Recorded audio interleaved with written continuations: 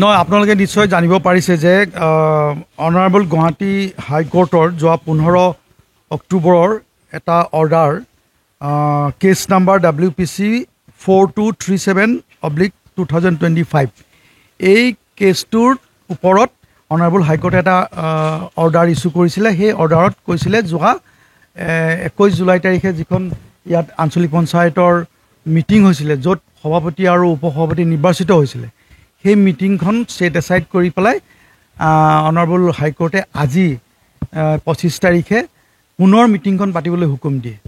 আৰু সেই অৰ্ডাৰৰ ভিত্তিত জিলা আয়ুক্ত মহোদয়ে আমাক অথৰাইজ কৰে। মই জিলা পৰিষদৰ CEO হিচাপে আৰু আমাৰ দৈথুন ৱাৰী, তেওঁ এছিষ্টেণ্ট কমিশ্যনাৰ, আমাৰ BDO ডাঙৰীয়া, আমাক এই BDO কাৰ্যালয়তে সভাখন পুনৰ অনুষ্ঠিত কৰিবলৈ হুকুম দিয়ে।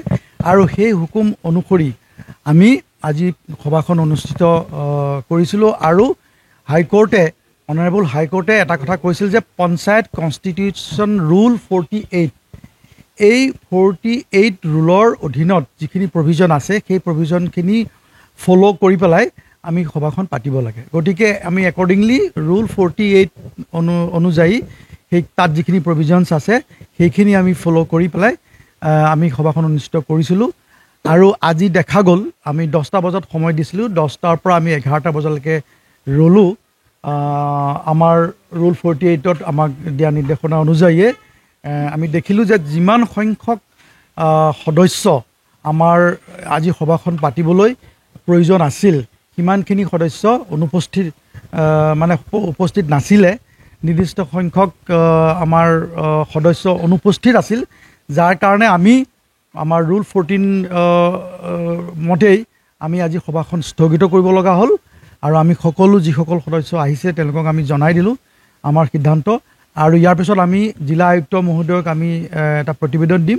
আৰু জিলা আয়ুক্ত মহোদয়ে আজিৰ পৰা 15 দিনৰ ভিতৰত এটা ডেট পুনৰ নিৰ্ধাৰণ কৰিব আৰু সেই হিচাপে আমাৰ সভাখন অনুষ্ঠিত হ'ব। ধন্যবাদ। আজি সভাখনত আমাৰ টোটেল 15জন নে 16জন আছিল।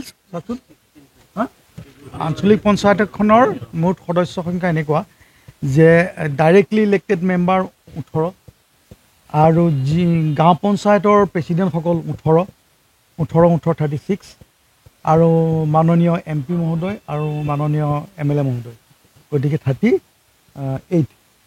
আউট অফ 38 আমাৰ আজি উপস্থিত আছিল কিমান 17। গতিকে আৰু কিছু সংখ্যক সদস্যৰ প্ৰয়োজন আছিল, গতিকে নোহোৱাৰ কাৰণে আমি আজি সভাখন স্থগিত কৰিব লগা হ'ল।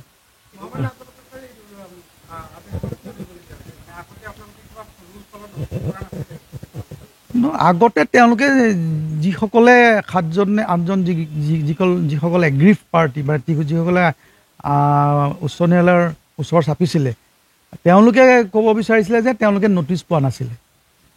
কিন্তু আমাৰ ইয়াত BDO ডাঙৰীয়াই যিখিনি নটিচ ছাৰ্ভ কৰিছিলে তেওঁলোকৰ ফালৰ পৰা নটিচ ছাৰ্ভ কৰা হৈছিল, কিন্তু নিৰ্দিষ্ট ঠাইত তেওঁলোকে নটিচখিনি পোৱা নাইকিয়া বুলি কৈছে। কিন্তু আমি জনামতে নটিচ তেওঁলোকে গ্ৰহণ কৰা নাছিলে।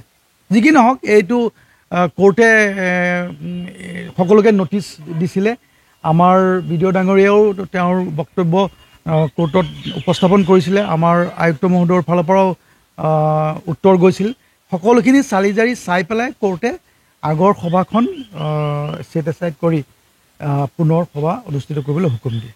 যিকোনো খবৰৰ বাবে যোগাযোগ কৰক 7099017330 লগতে 7099017110 নম্বৰত।